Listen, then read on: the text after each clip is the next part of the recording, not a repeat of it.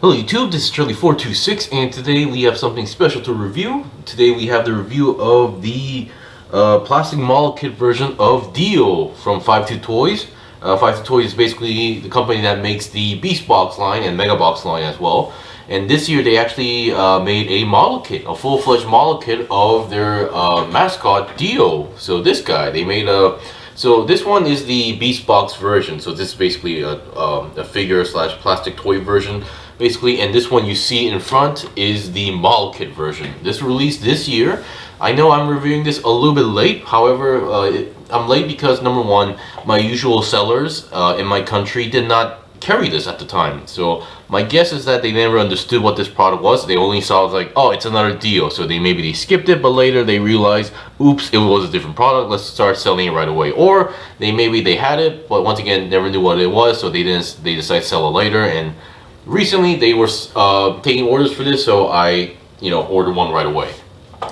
Alright, so as you can see, I'm starting off with the inner frame parts because once again the manual does kind of emphasize this, and the kit itself, after building it, they definitely wanted to show off the inner frame after building it, so they did make the outer armor parts actually detach pretty easily. So not as in it drops on its own, but basically you can detach them pretty easily to see the inner frame itself. So yeah. So once again, I am going to go over the articulation after applying the armor here. So I'm starting off the video with this just to show you guys that this is a model kit as well. But being a model kit does also have its limits compared to the regular product, but I will go into that later. So for now, once you apply the armor, it should look like this, color-wise and design-wise. But of course, there are multiple versions of Dio. So there's like the 1.0, there's the 1.0 version, there's the 1.5 version, and there's a few other versions that I'm not aware about.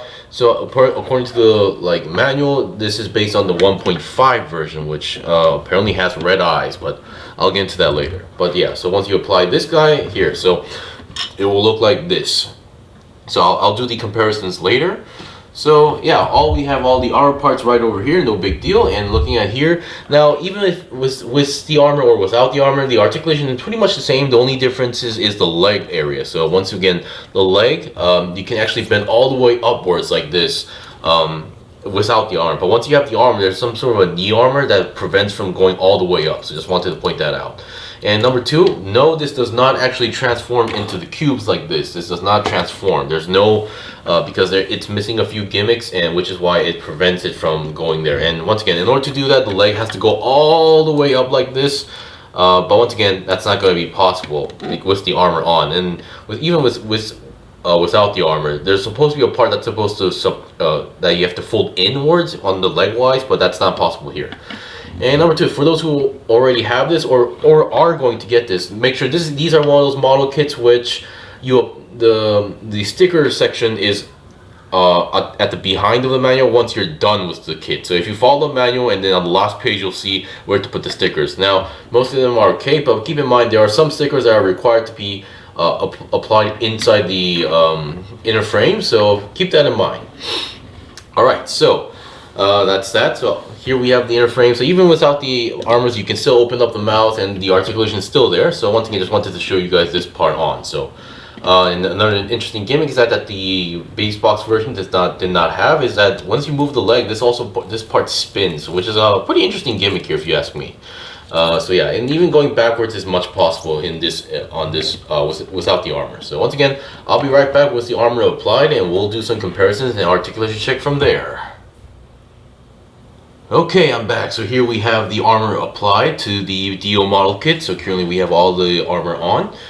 So let's bring out the original smaller Dio as well. So before we go on here is the sticker sheet that comes with it. So you can see I didn't use everything because one of the stickers did not make any sense. For example, this one, there's already a marking here, so I'm assuming they want me to apply the gold sticker on top of another sticker, which I find a little bit too odd, which I didn't do. And then as you can see, like Dio on the tail, you can see these black stripes here, which is already painted on here, and they have like a white version for that here, and which requires you to just eyeball it. You have to eyeball the locations, and then it requires you to fold the sticker, which I'm not the biggest fan of, so I didn't do that. Same goes for the on top of the turret thing. There's supposed to be like a black line sticker here, which you're supposed to do. I did not do that as well. So any of the ones that require folding or that's just impossible to just guess, I did not apply any stickers on as well.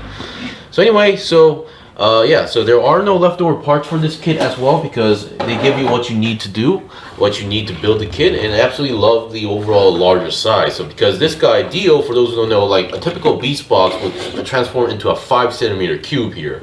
So this is a typical Beastbox size into the cube form, but Dio and Helldiver will transform into a 4 centimeter cubes, which is a much smaller cube compared to the typical one as well. So this was definitely an oddity. Now today they're usually a 5 centimeter standard, but now they're making a 7 centimeter version, which is based a scorpion mech called Hurricane, I believe. So I'm definitely willing to try that out. So once again, I'm kind of surprised they haven't made a 5 centimeter version cube of these guys. I would assume this size would be something like this guy or somewhat between the two as well, but just wanted to point that out. Alright, so a quick comparison. So other than the colors, like you can see the size is very, very different as well. And you can see, because of this being a full-fledged model kit, you can see there's no you can see like the stance here is much more wider and definitely has more freedom compared to this guy as well. Because obviously this guy has to transform into a cube. There were some limitations here and there. But once again, the reason why this guy can't transform is, number one, as you can see, the leg will not go all the way up as well, and then you can see this part here, which looks like it's been extended. Now for this guy, he can actually push it back in, and then you can transform the leg to connect here, but that's not possible for the model kit. So mostly, yeah, it's just those type of limitations. And once again, there's no knobs or parts where to connect here, like they're here and there. So oh well. So that's that. Alright, so let's talk about articulation here. So the head articulation is pretty good. So the head itself is connected to a ball joint, and you can see all these stickers here. Even the stickers, the eyes, the red part is a sticker. I'm still not sure why it's red, but oh well. But if I ever need to replace it, I can always color in black.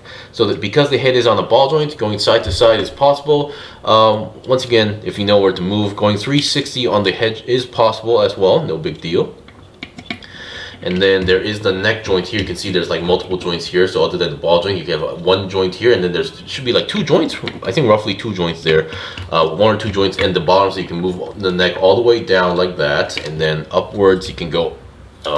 The neck joint is a little bit stiff, I will put it there, so you can go all the way upwards like that. So once again, pretty well done compared to pretty much they wanted to replicate the overall neck joint design and articulation of the original Beastbox version, so well done there. And once again, the legs are the biggest changes here, so you can actually have a much more wider stance compared to the original one, because the original one, I think there's not much clearance in between the leg and the main body, so which is why you don't have much of a wide stance. But this one, you actually get a pretty wide stance going on here. So because there's a ball joint, you can see the joint is actually has a little bit extra length there, so which is why you can give a pretty nice lengthy stance. And then here are the arms. They were pretty much almost the same looking design here, but once again, I believe the gray part here is actually it's like a hook type joint, so be careful when you're connecting them. If you put too much force, you might accidentally break the joint off. So other than that, the arms can go up and down like that, and then the end claw here can also move, but once again, it is a little bit stiff, but once again, pretty well done if you ask me. A little bit still short, but I guess that's the way how it was in the original. So alright, now for the legs, because they are on ball joints, 360 is possible. And then once again, because of the inside gear system, once you move the legs, you can see the middle part is also rotating together. So kind of interesting design here. And once again, we have more gold stickers here. And the feet, the front can go 360 all the way up, and then how should I say, the back heel, maybe the back foot or whatever, actually has a very nice extra joint here. So this is like supposed to be one of those T-shaped joints on the inside, so you do get a nice pivot joint as well. So the more wider the stance, the more stability you can actually get. So very, very well done. And then for the back turret, so once again, it is on a peg, so going 360 is possible. Oops, there we go. Going 360 is possible, and then each turret here on the side, or cannons, are also connected on ball joints. Now, this one, I'm just going to take this off right now, actually. So this one, these two ball joints were extremely tight, so I actually have to sand them down just a little bit so that at least I can know that I'm not twisting or breaking or forcing it as well. So if any parts, like even in Bandai Gun Plus, Bandai model kits, so there are sometimes ball joints that are just too tight to the point where it actually causes damage here. I've actually had the experience. So if the ball joint is just way too tight, to the point where you don't really think you have any control of it, make sure to sand it down just a little bit, or maybe you can oil it up, which is also another part if you're not too fond of sanding stuff. So there we go. So yeah, the can is here, and you can see all these stickers slash decals applied. Now this may look a little bit too messy to some people, so if you don't want to, you don't really need to apply that. This is just my first time trying a model kit from 52 Toys, which is why I decided to apply as much as possible. Once again, if you like the more simplistic style and design, it's really up to you, because I didn't, as you can see, I didn't apply everything here. Alright, and finally the tail. Now the tail can go up and down, although I do think the tail is slightly on the shorter side when you compare it with the original Dio here. So I think they're roughly the same length almost, so I think this should have been, to match like scale, this should have been a little bit longer if you ask me. Alright, and that is pretty much it. So once again, 52 Toys always had the issue of the opening mouth issue. This one does not, this one does not have that issue as well. So you can open the mouth all the way up, and you can see some internal details as well. So they did a really good job on this one as well, because even, sure, the original Dio had some details in it, but once again, the amount of detail changes is extremely different. So once again, I absolutely love how this turned out. I would love to see more Beastbox model kits.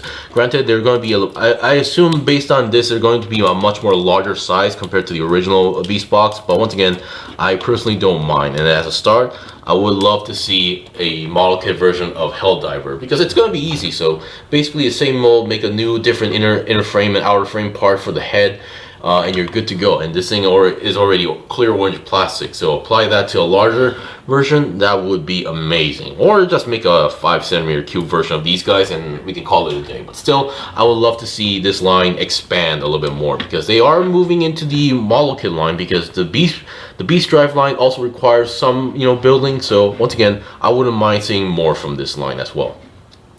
Anyway, that is pretty much it for the review. This was the review of the model kit version of Beastbox Dio from 52 Toys. Once again, excellent job. I'm really looking forward for that and some other products as well. If you guys got any questions or requests, leave a comment below. I still have more stuff to buy and build and make reviews on, so please stay tuned. Until then, see you guys next time.